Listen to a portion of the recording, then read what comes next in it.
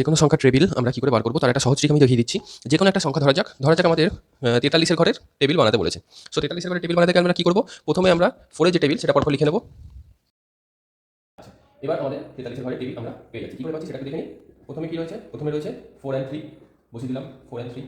Next 8 and 6 বসিয়ে দিলাম 8 and 6।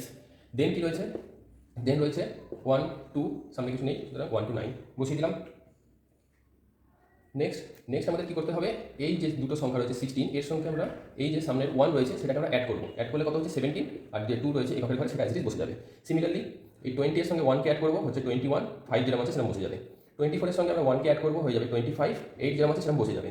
28 এর সঙ্গে 2কে অ্যাড করবো, হয়ে যাবে 30, 1 যেরকম আছে সেরকম বসে যাবে। 32 এর সঙ্গে 2কে অ্যাড করবো, 34, 4 যেরকম আছে সেরকম বসে যাবে। 36 এর সঙ্গে 2কে অ্যাড করবো, 38, 7 যেরকম আছে সেরকম বসে যাবে। আর নেক্সট 40 সঙ্গে 3 অ্যাড করবো, 43, 0 যেরকম আছে বসে যাবে। এরকম করে আমরা 10 থেকে 99 পর্যন্ত যে কোনো সংখ্যা টেবিল খুব